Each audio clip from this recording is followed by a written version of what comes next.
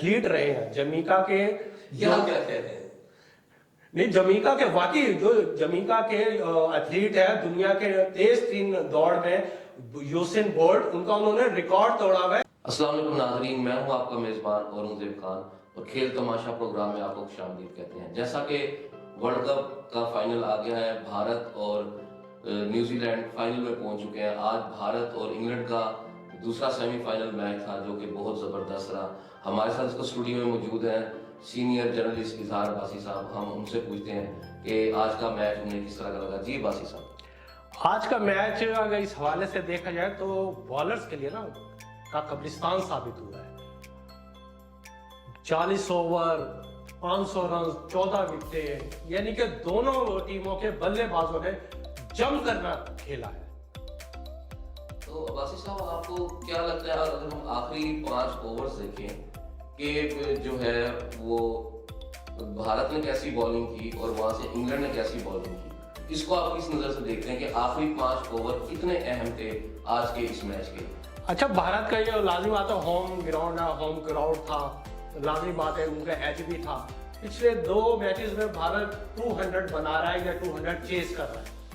तो आज का मैच भी है कि भारतीय बल्लेबाजों ने तो खुलकर खेला, लेकिन साथ ये भी मैं आपको बता दूं कि इंग्लैंड भी कम नहीं रहा। 17 ओवर तक भारतीय तमाशाइयों को सांप सूंघा हुआ था कि मैच हमारे हाथ से निकल रहा है, और इतने बड़े लाख के क्राउड में सांप सूंघना ये इंग्लैंड की बहुत बड़ी फतह है।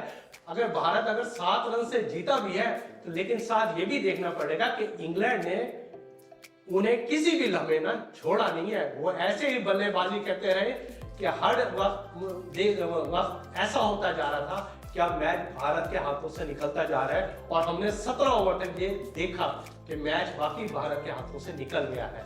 वो सिर्फ एक 18 और एक 19वां ओवर, अगर आप ये 2 ओवर निकाल देना जो मुमरा ने और अपना हार्दिक पांड्या ने जो किए थे, जिसमें 6 रन एक में बने और एक में 8 रन बने, ये 2 ओवर निकाल दे तो मैच तो इंग्लैंड के हाथ में चला गया था और भारत हो सकता था फाइनल खेलने से भी महरूम हो जाता।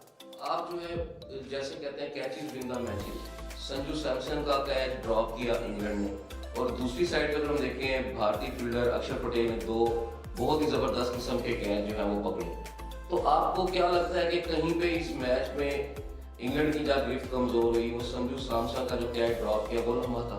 लाजिम आता है, ये एक टर्निंग पॉइंट था कि वो खुलकर खेल रहा था और उस मौके पर उसका कैच मिस कर देना ये इंग्लैंड के लिए बड़ा नुकसानदेह साबित हुआ। लेकिन दूसरी तरफ आप देखें कि भारत के अपने अक्षर पटेल ने भी शानदार 2 कैचेस पकड़े, और मैं तो इस बात है कि उस कैचेस की बदौलत ही भारत, जिसे कहते हैं अच्छा मैच जीतने में कामयाब हो गया है, अपने अवाम के सामने सुरखरू हो गया है। वो अवाम जो 17 ओवर तक जिसपे सांप सूंघ गया था, इन 2 कैचों की बदौलत ही जीती है। और अगर ये 2 कैच ना होते तो जिसे कहते हैं ना, इंग्लैंड तो बाजी फिर ले गया था। ऐसा हम बात करते हैं पहले सेमीफाइनल के ऊपर, न्यूजीलैंड और साउथ अफ्रीका। क्या साउथ अफ्रीका को चोकर्स का जो टैग लगा हुआ है, क्या साउथ अफ्रीका वो चोकर्स के टैग को अपने ऊपर से हटा सकेगी? पूरा इवेंट एक टीम जो है वो बहुत अच्छी कारकर्दगी करती है। नॉकआउट मरले में पहुंचते ही साउथ अफ्रीका इस तरह का खेल पेश करती है जिस तरह क्लब लेवल की एक टीम खेलती है, जो ये बंदा उम्मीद भी नहीं कर सकता कि इस तरह का भी एक यानी खेल का मुजाहरा किया जाएगा। इस बारे में आप क्या कहते हैं मैच के बारे में? अच्छा, साउथ अफ्रीका के मुतालिक साउथ अफ्रीका को दुनिया ना एक हमदर्दी टीम की नजर से देखती है।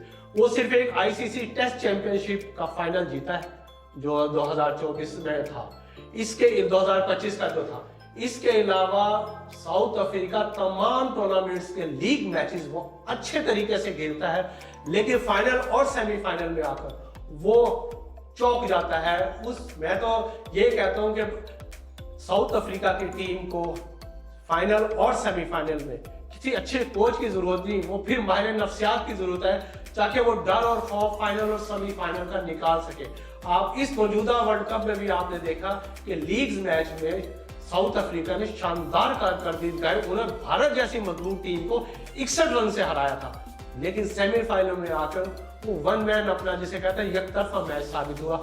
मुझे ना जो सबसे ज्यादा दुख हार का है टूर्नामेंट में वो साउथ अफ्रीका का है, क्योंकि साउथ अफ्रीका T20 की इस इवेंट की मुकम्मल पैकेज की टीम नजर आ रही थी और सेमीफाइनल हारना मेरे ख्याल से बहुत नुकसान देता है।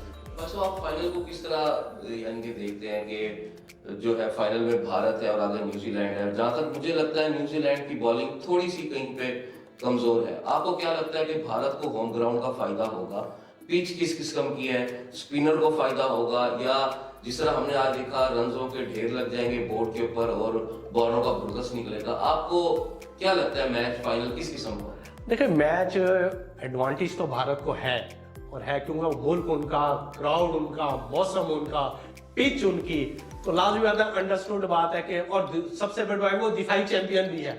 तो मैं एज ज्यादा भारत को ही दूंगा कि न्यूजीलैंड के मुकाबले में भारत के ना चांसेस जीतने के हैं, लेकिन जिस तरह न्यूजीलैंड ने साउथ अफ्रीका के खिलाफ सेमीफाइनल खेला है, मुझे नजर आ रहा है कि भारत को वो टफ टाइम देगी और भारत को जीतने के लिए बड़े पड़तोड़ टूटे। वरना आज जैसे मैंने अभी थोड़ी देर पहले कहा कि 17 ओवर तक भारतीय शायकीन और भारतीय खिलाड़ी वो तंबू में बम्बू नहीं गड़ा, वो शुक्र करो तंबू में बम्बू नहीं गड़ा, अगर गड़ जाता तो भारतीय के अवाम अपने खिलाड़ियों को ना छोड़ते। यानी कि आप कहते हैं बुमराह और पांड्या ने इज्जत बचाने का वो तंबू में बम्बू उन दोनों की वजह से बच गया, वरना भारतीय अब टीम अपने होम ग्राउंड में हार जाती, वरना वो 2 ओवर की बदौलत वो जीत गए और 2 कैचेस की बदौलत वो जीत गए। अच्छा भाई साहब, पाकिस्तान में तो T20 खत्म हो गया, हमारा भी हालिया दौरा बांग्लादेश है, उसकी टीम अनाउंस की गई जिसमें बड़े नाम बाबर आजम, साइम अयूब, फखर जमान को ड्रॉप कर दिया गया। लेकिन अगर हम देखें तो बाबर आजम को T20 में ड्रॉप करना चाहिए था। वनडे में तो उसकी बहुत अच्छी पोजीशन है और उसका रैंक भी बहुत अच्छा है। तो आपको क्या लगता है ये जल्दबाजी में टीम सिलेक्ट की गई या वो बाबर आजम पे गुस्सा निकाला गया T20 में कारकर्दगी ना करने का? इसको आप किस तरीके से देखते हैं? और साहब मैं ना इसे इस नजरिए से देखता हूं कि कहीं का गुस्सा ना कहीं पे निकाल दिया, यानी कि परफॉर्मेंस T20 वर्ल्ड कप की खराब है, आप बाबर आजम को वनडे स्क्वाड से निकाल रहे हो। भाई वनडे उसका पिछले 4 साल से वो मजबूत तरीन बल्लेबाज है और बाबर आजम ने 6501 रन वनडे कैरियर में बनाए हैं और उनकी 20 सेंचुरियां और 37 निफ सेंचुरियां वनडे में मौजूद है और उनकी 19 सेंचुरियां वनडे पोजीशन पर है। उनका स्ट्राइक रेट 45% है, जो रन रेट अपना स्ट्राइक रेट है। और दूसरी बात जो साइम अयूब है, साइम अयूब के वनडे में आप 17 मैचेस देख लें, 17 मैचों में उन्होंने 3 सेंचुरियां 2 निफ सेंचुरियां बनाई हैं और उनका जो मौजूदा स्क्वाड है ना उसका बतौर बल्लेबाज सबसे ज्यादा स्ट्राइक रेट है, 45 की औसत से वो वनडे मैच खेल रहे हैं। मुझे तो हैरत हो रही है इन 2 को कैसे टीम से ड्रॉप कर दिया कि जो आपको सबसे ज्यादा वनडे में स्ट्राइक रेट दे रहे हैं आपने उन्हें निकाल दिया।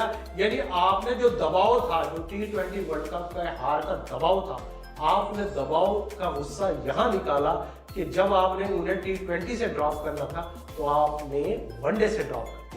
अच्छा, एक तरफ तो वनडे से ड्रॉप कर दिया गया बाबर आजम, साइम अयूब, फखर जमान को, दूसरी तरफ जो है वो सुनने में खबरें आ रही हैं कि कौमी टीम के साबिक कप्तान सरफराज अहमद को टेस्ट टीम का कोच बना दिया जा रहा है, जबकि सरफराज की कप्तानी में हम ICC चैंपियन ट्रॉफी जीते।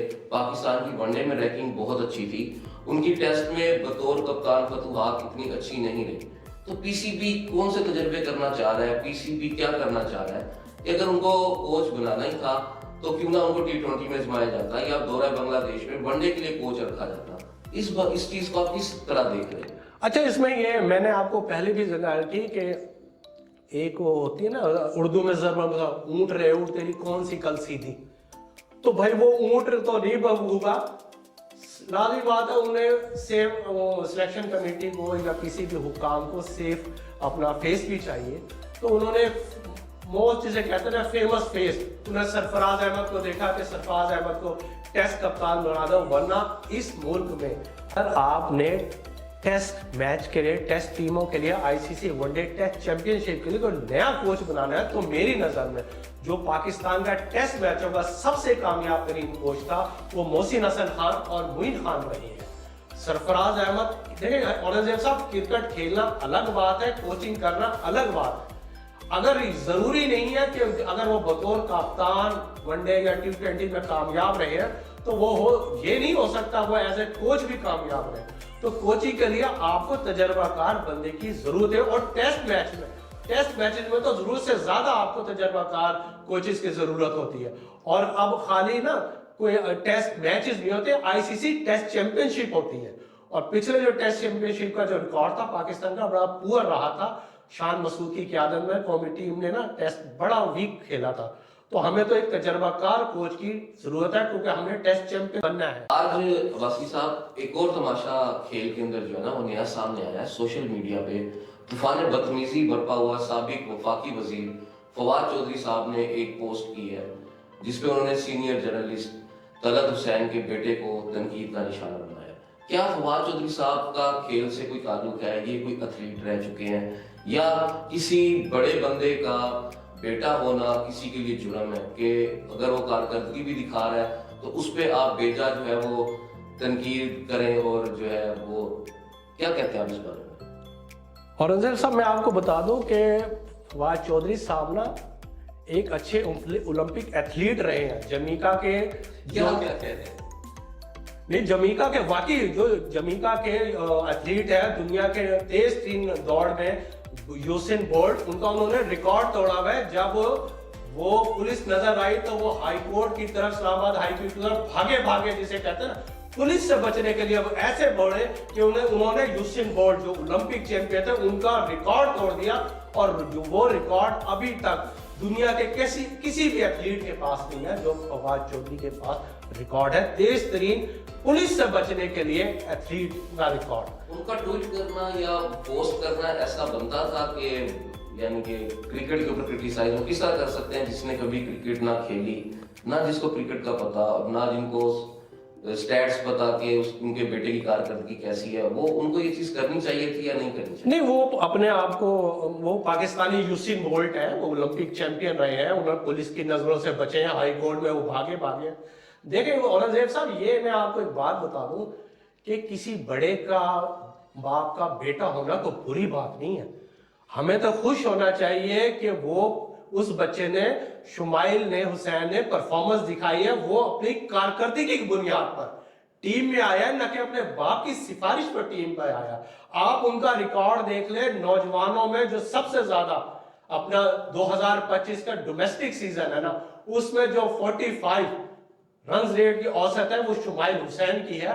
उसका टीम में आना बनता है। वो पाकिस्तान अंडर 19 में भी रहा है, वो पाकिस्तान शाहीन्स में भी रहा है। उसका डोमेस्टिक रिकॉर्ड शानदार रहा है। वो अपने बाप की वजह से नहीं आया, वो अपने परफॉर्मेंस की वजह से आया। लेकिन ये मैं उसे अप्रिशिएट करता हूं कि उसने अपने बाप का नाम बुलंद किया है, क्योंकि तलत हुसैन वो सीनियर सहाफी है जिनके जर्नलिज्म, उनका किताब जर्नलिज्म में पढ़ाई जाती है, वो तलत हुसैन है, कोई आम तलत हुसैन नहीं है।